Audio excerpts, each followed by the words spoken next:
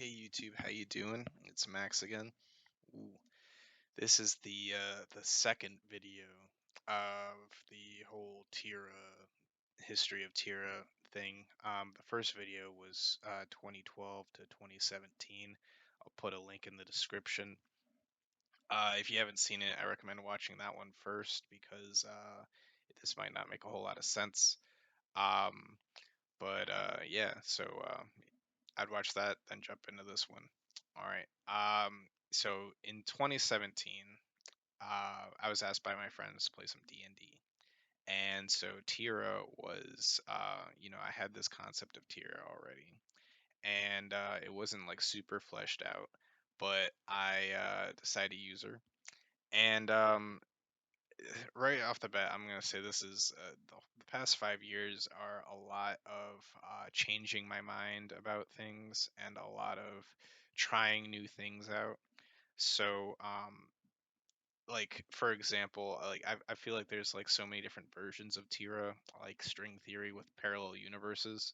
I've used Tira in at least 4 different campaigns with 4 different dungeon masters, and each dungeon master, for example, has their own world.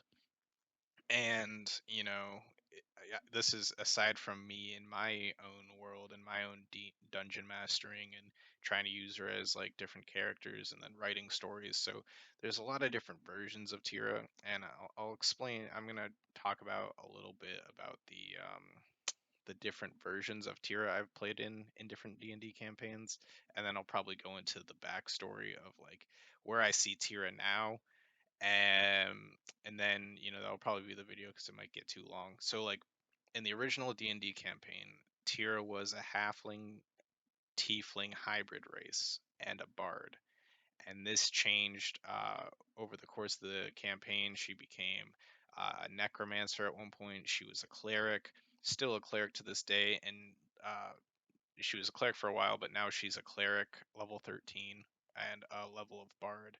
So we've gone from level 1 to 14 over 5 years. And, she's gone through all these different iterations. She's no longer even a halfling, she's like a human tiefling. And then I'll just explain what she was in the other 3 campaigns, just so you can kind of get a reference of how she's kind of changed. So in the second campaign I ever did as Tira, she was a divine soul sorceress, and this is basically a healing sorcerer. And what I wanted to kind of so when she was a bard, the emphasis there, or the reason why she was a bard, was because she had this. I felt like she should be a support character for the party, and the cleric just felt like it conflicted too much with her identity as this atheist-ish kind of character. And then the second D&D campaign, when she was the Divine Soul Sorceress, this was kind of playing with the idea of what if her ancestry and lineage had some sort of celestial magical powers, like she was born with magic as opposed to learning magic through like instrument and through culture. Maybe she was just born innately through with magic, and that also complemented the healing.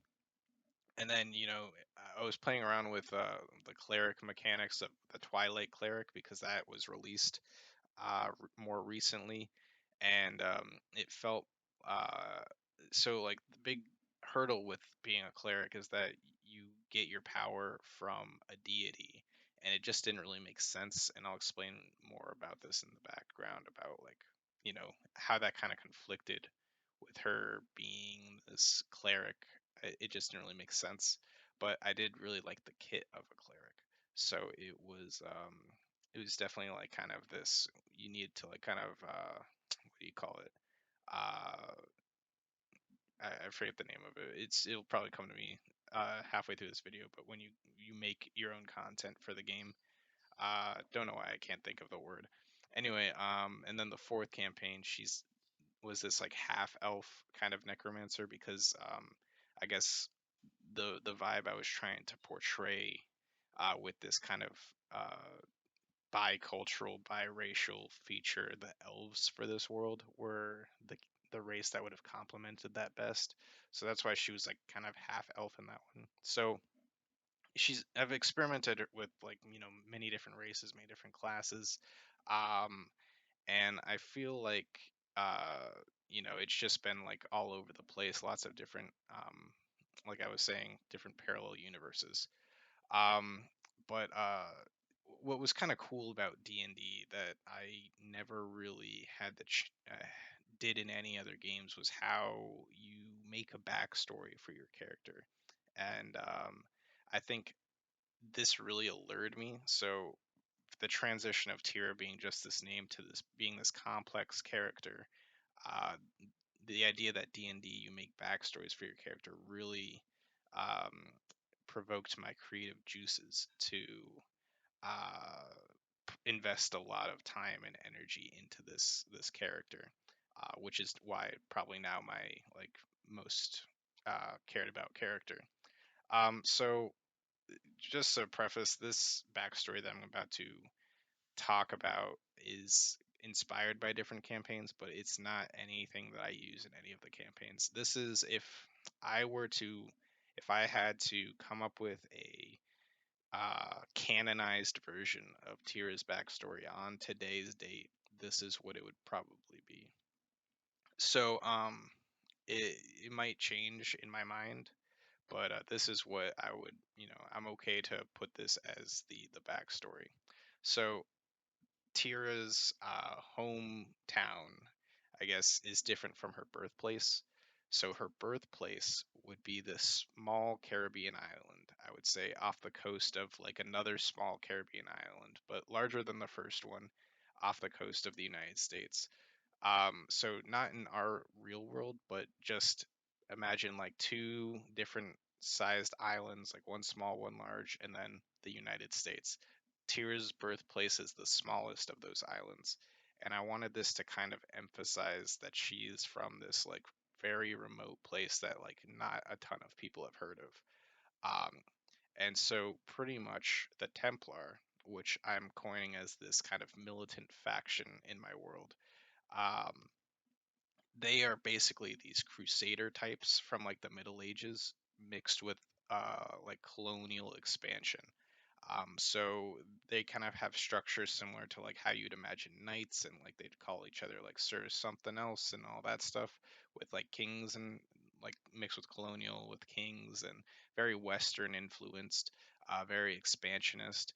And essentially, this Templar force is on a mission to unite all people under one religion. And so they're pretty much island hopping in this area of the Caribbean, taking whatever they want, assimilating people into their culture, pretty much leaving their mark on the world. And this Caribbean region that I've kind of have in my made up world is called the Arcane Rib, which is an anagram for the Caribbean. So that's where that comes from. And I thought Arcane, I just thought it was cool at the time. I thought Arcane had magical influences, and then Rib, it was kind of like your like a rib you have. And so I was thinking like maybe the collection of islands, this archipelago, could look like rib cages or something. Which kind of had like the bones aspect that I want to get to, and I'll explain that in a bit. But that's just the origin of the name of the region. And then, so Tyr's birthplace would be one of these small islands in the Arcane Rib. So that's why I was saying, think of like this small island next to a big island. The big island would just be like the Arcane Rib, and a small island would be like an island within the Arcane Rib. And this specific region of the Arcane Rib is inspired by the Bermuda Triangle, where like strange magic occurs and stuff like that. So as these, the Templar are conquering different islands in the Arcane Rib, they come up to this area where it's just this strange magic, and they ultimately the people here are called the Olbaid, and it's just this magical race of humanoid creatures that possess these dark powers such as necromancy and voodoo inspired kind of stuff.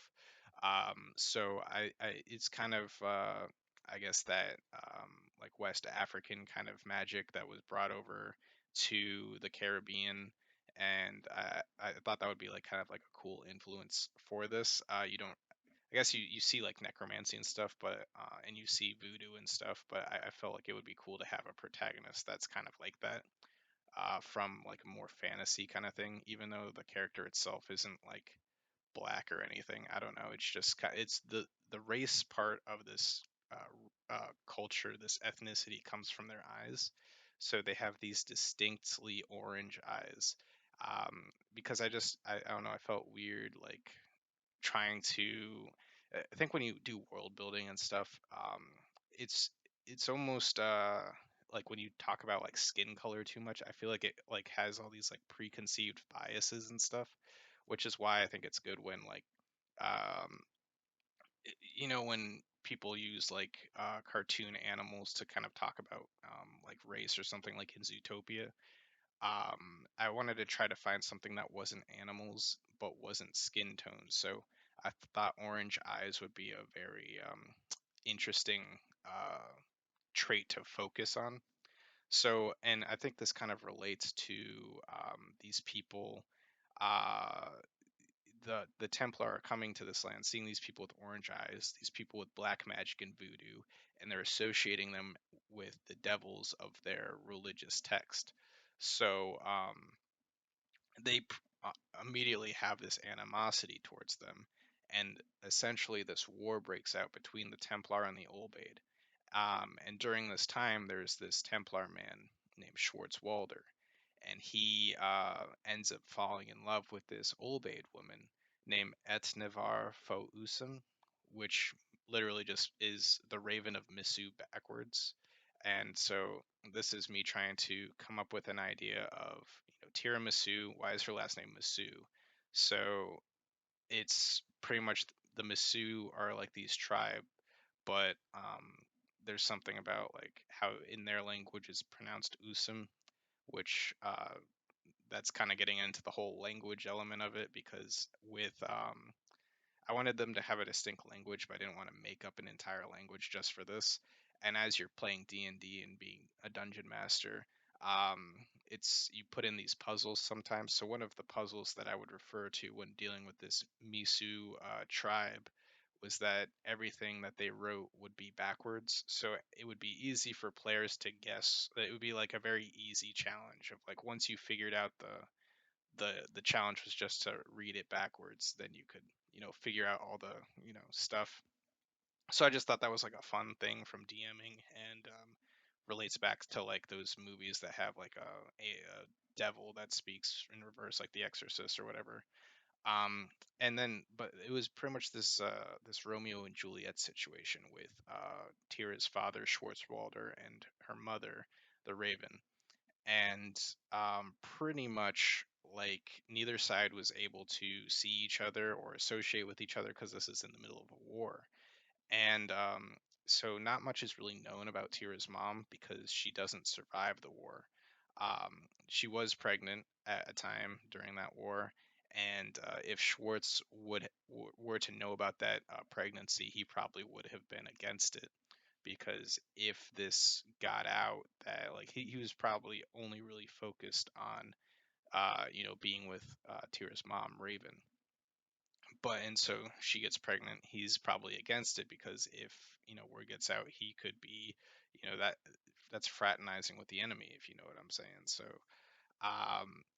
he was probably against it. She had the baby anyway, and a couple years pass, and then the war is coming to a close, and Schwartz sees Raven get killed in a way where, or she's no longer in the scene.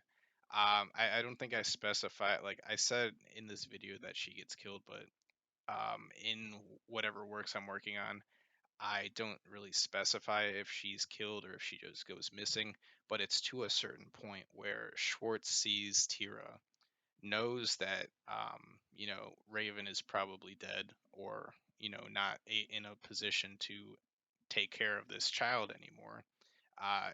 It's pretty much like a Severus Snape situation where Harry's parents are dead and Snape comes to like he knows where Lily lives, and he's just too late, and he sees Tira, and he immediately is reminded of Raven, the woman he loves, and that is what keeps him from killing Tira. That's what keeps the Templar from killing Tira. Is Schwartz pretty much saving Tira from this war zone that he's partially responsible for. And so he takes Tira as like a 5-year-old and pretty much escorts her back to one of their base camps, I guess, where they have an orphanage set up. A lot of people who have lost their parents come to this orphanage, and he pretty much instructs the caretakers that they are under orders to raise this child. And they pretty much give Tira this blue contact lens so it can cover up her orange eye so she can be in hiding and no one will know that she is this Olbaid person. Which they are all, propaganda because of the war. Everyone thinks that Olbaid are monsters.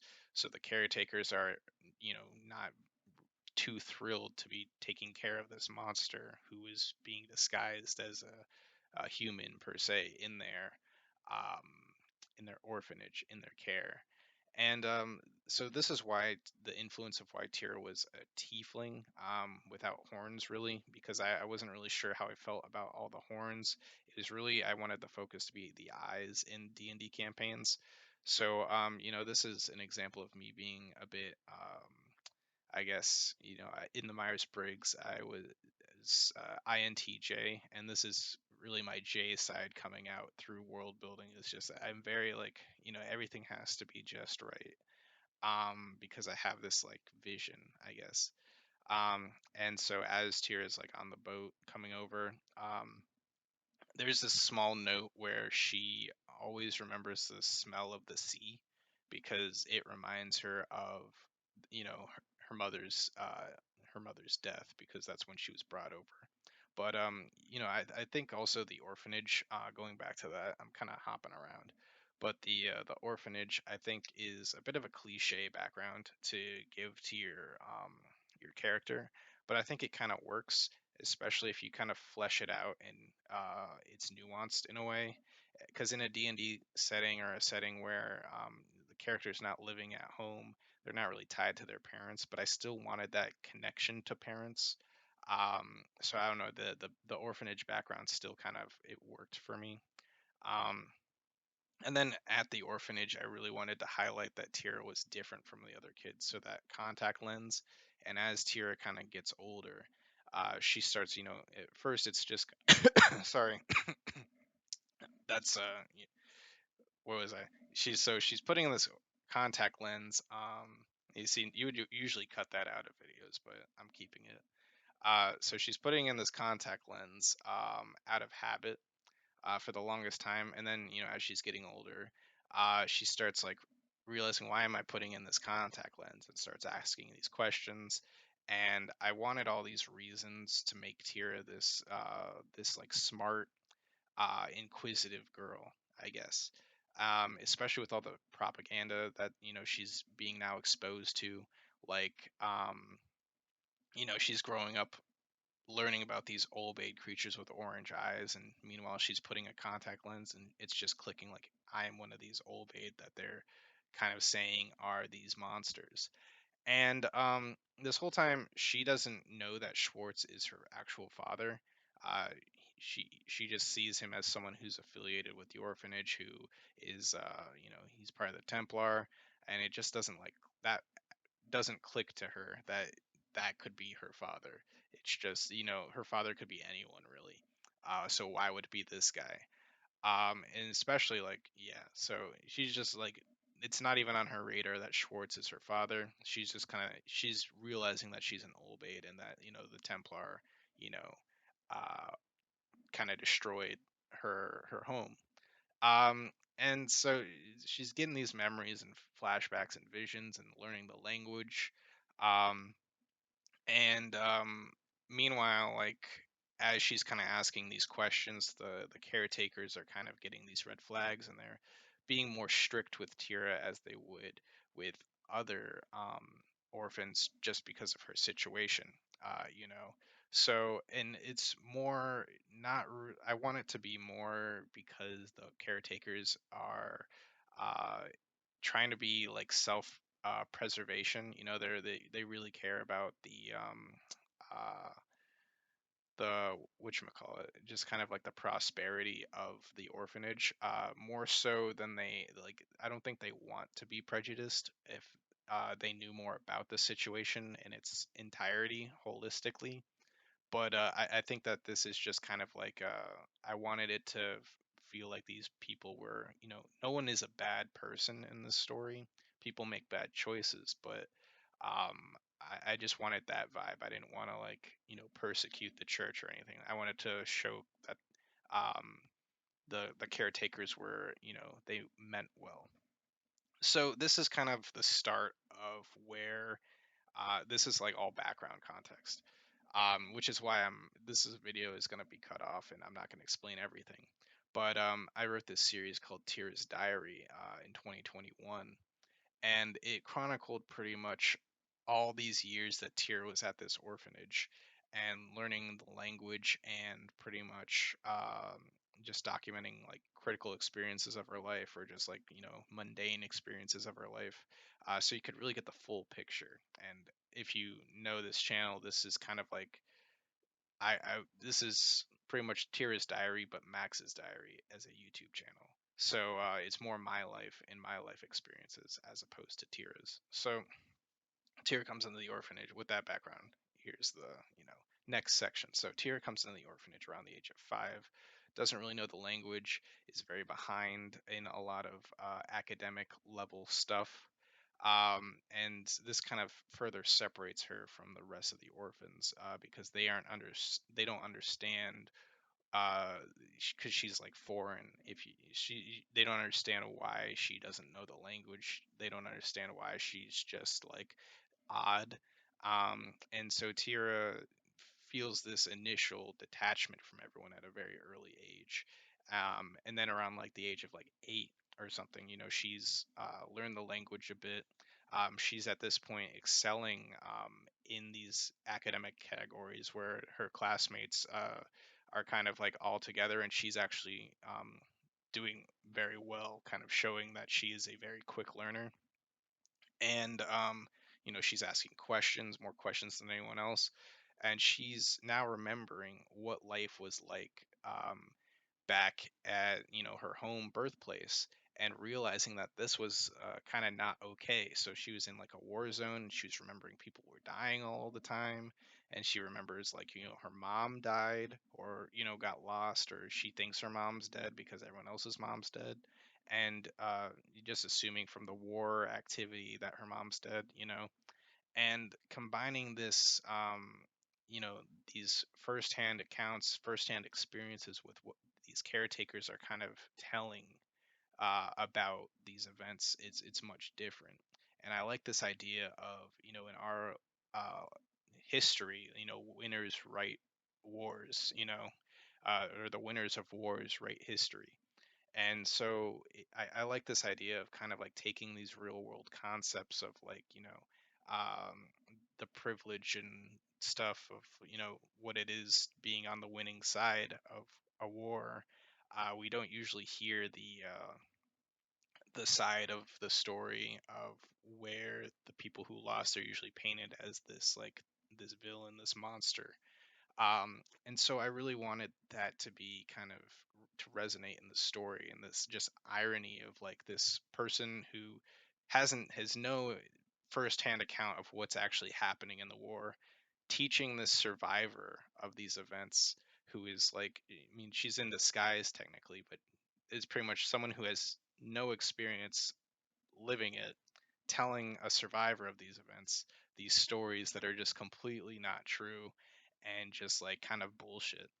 And so Tira is pretty much just like kind of getting like, she's questioning things. She's questioning herself. She's like, is my whole life like, what is what was that I experienced if this is completely different? Because they're like painting it as though like these creatures were like, um, super hostile, and Tira remembers how nobody was really hostile. So it's just these truths are getting blurred and feeling like dreams. And she know Tira knows that her mother has to have been a real person. Otherwise, why is she even alive if her mom never existed? And she can't recall a single point in time when her mom was like as they were describing her. The caretakers describing her. So Tira takes on this hobby of writing in a diary, and just to kind of remember and to cope with everything. And it turns into this series of her writing these letters to her mom, in hopes of one day seeing her mom again, hoping that her mom isn't actually dead, and that one day she will meet her mom and be able to show her these diary entries that she's writing. So that's kind of the premise of the diary series and why she's writing in her diary, starting around 8 years old.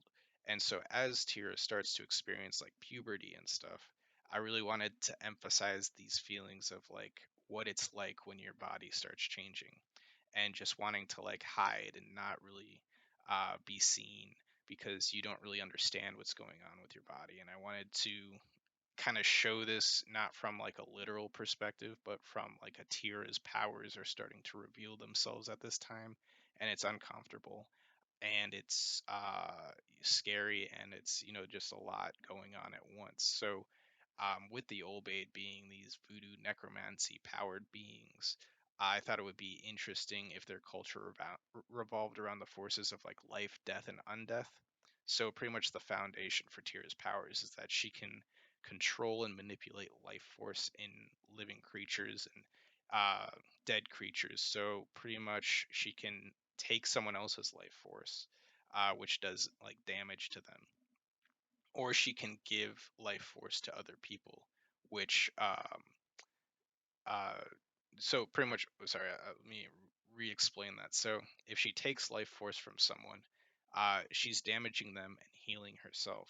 But if she gives life force to other people, she's dealing damage to herself while healing other people.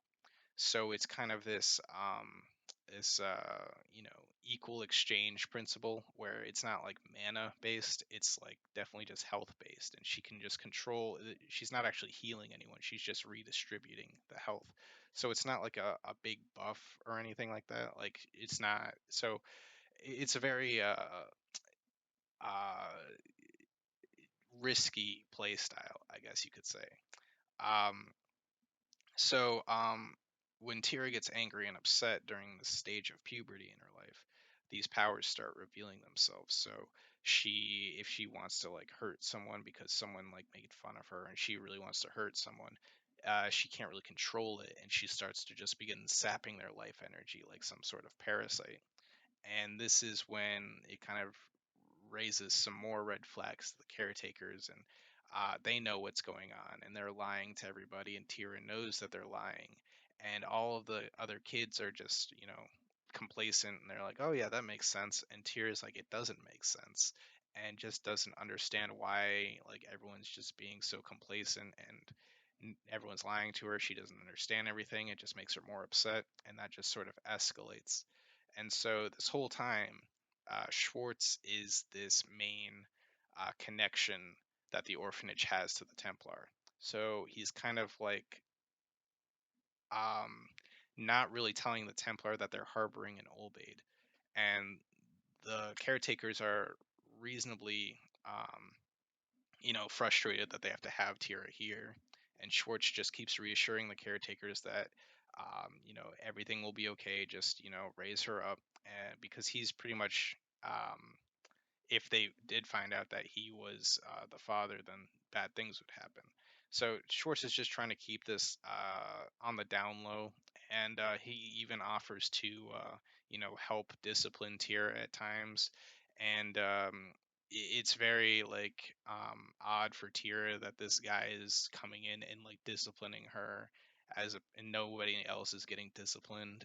And he is like, basically he doesn't reveal that he's her father, but he basically treats her like she's his disobedient daughter and stuff. So this just kind of like adds to the confusion, and Tira is basically told to, stop asking questions, stop talking about, everything, keep wearing the like contact lens, stop taking it out. And at this point, everyone even knows that she's an Olbaid, but they just keep telling her to just like stop being a problem, just do your own thing. Then on your first 15th birthday, you'll be, legal age and you can join society and do whatever you want. And those are the consequences after that. But up until then, you have to do what you're told when you're under this roof. And with 15 being the legal age, this was something that I was putting a lot of thought into, because I think this is definitely like it could be like a contentious issue, putting 15 as a legal age. But I was thinking originally, well, so the intention was that I really wanted to play with, um, uh, I guess, our idea and our perceptions of things that are kind of man-made. Like, why is 18 this legal age for this, and why is 21 the legal age for this? And originally I was like, maybe it would be better to just make 25 the legal age, because that's when your brain fully develops. But it just felt like such a long period of time, um, for her to live at an orphanage. And I'm pretty sure, like, what I kind of wanted was to think about this more from a practical standpoint of, why did, you know, why was the age of adulthood much lower back in like Middle Ages? And I was thinking like maybe it's more of a practical thing where like once you're done with puberty, then you go to work and you can start joining society, because like life expectancy is a lot shorter and stuff like that. So I was thinking in the context of this society, 15 is like a good age to put, because it's when you're done with puberty and stuff like that.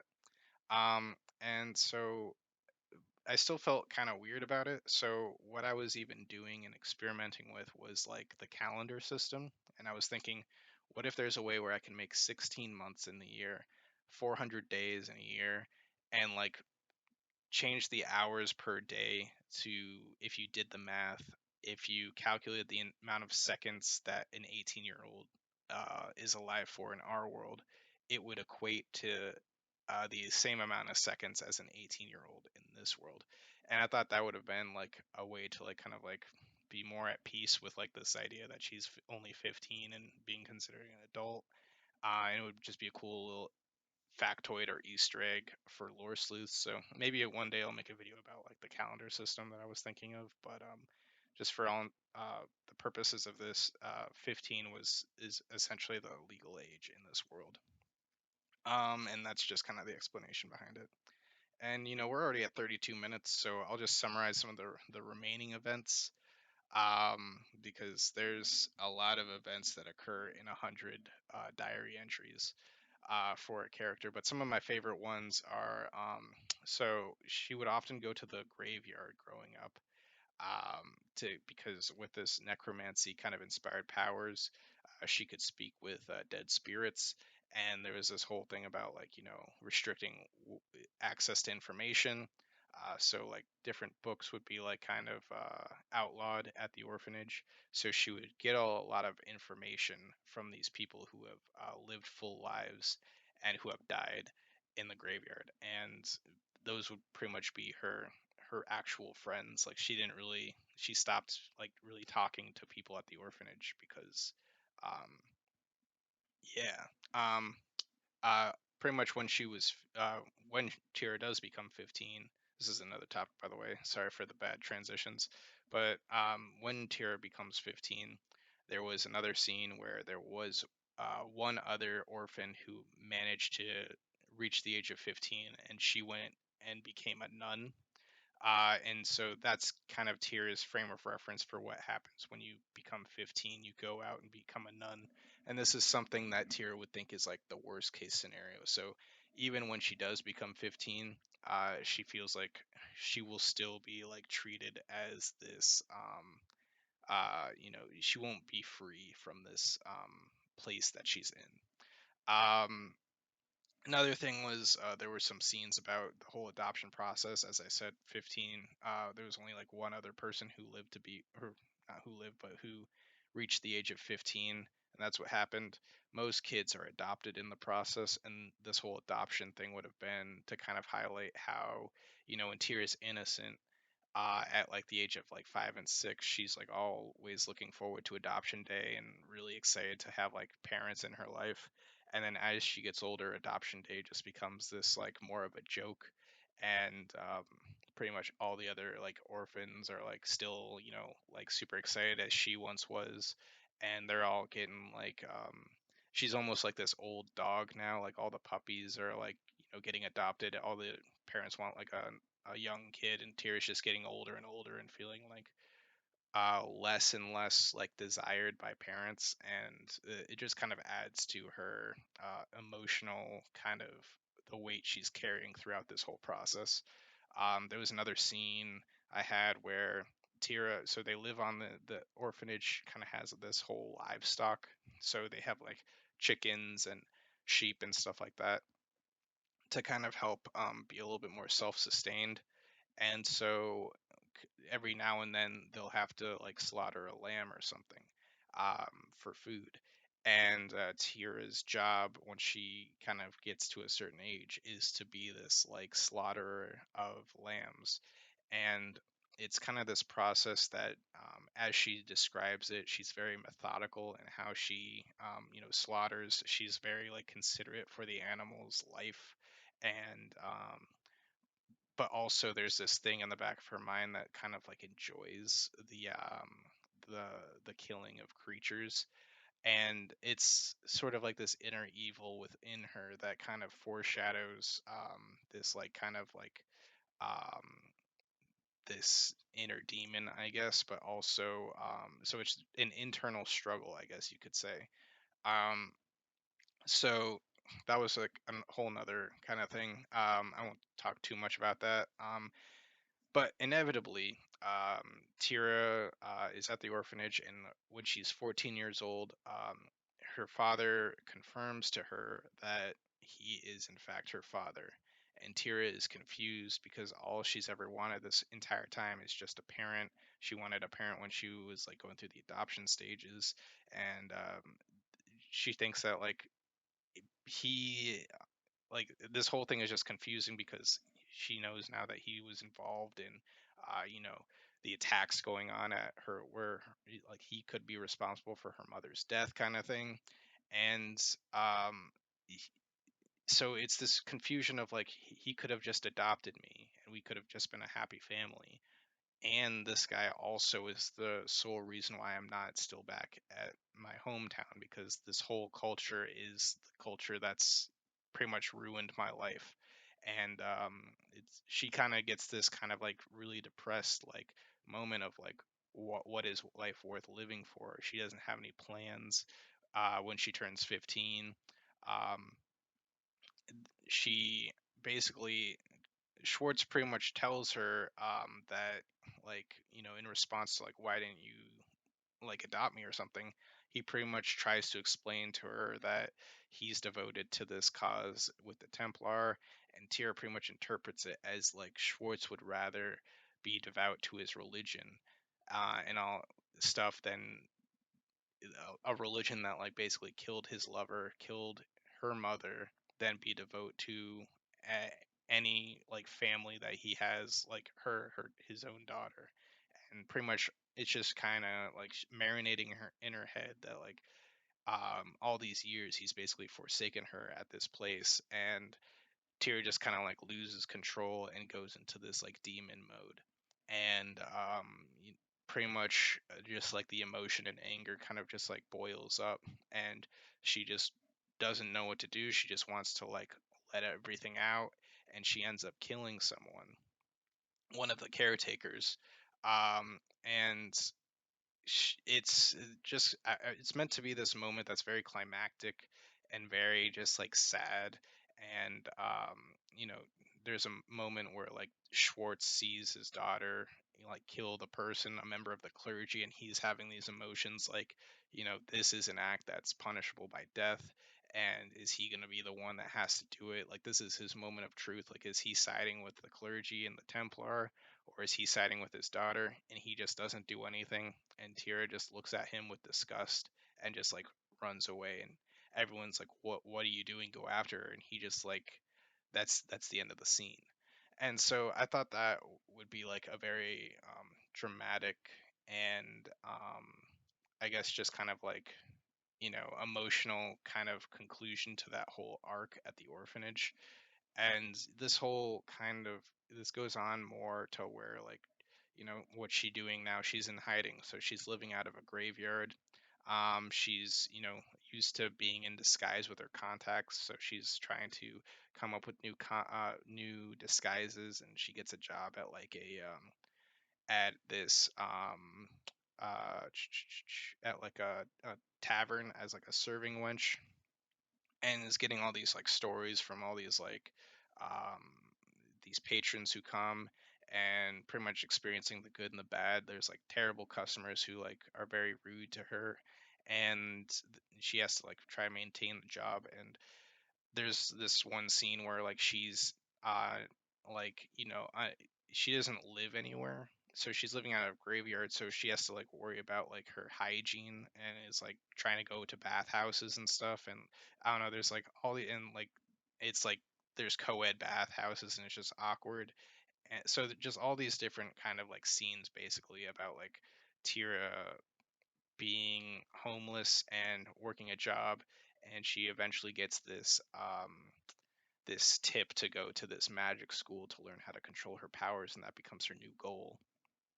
And throughout this whole time, she's also has a lot of remorse for what's happened. And she can't go back and face the music, because she would obviously probably be killed because she murdered a clergy member of the caretaker, all that stuff. um, so she starts trying to use her powers to heal people. So she's doing a lot of physical harm to herself now, um, in an attempt to be a good person, in healing people. And this is how she kind of learns how to be a cleric and different, like a medic to help people in need, etc., etc. As she makes her way to the orphanage, going on adventures, all that stuff. We're at 52 minutes. I wish I could talk about this more, or at least go into some of these in more depth. But this video is really long, and maybe I'll make some more videos about Tira. I don't know. This is, definitely my most fleshed out character. So there's like definitely a special place in my heart for Tira. Uh, for a long time, I've always been kind of hesitant to like talk about this because it feels very like I feel like a lot of it is like definitely inspired by like uh, personal kind of things in life, and so it feels weird to kind of talk about it sometimes. But I think like it and part of me is also like what if someone like took these ideas and like stole them and started like writing about it and like claiming it as their own. And I feel like I'm kind of beyond that point, because like at some point, like just these two videos alone are, I feel like, almost just scratched the surface, and it's probably like an hour and 15 minutes.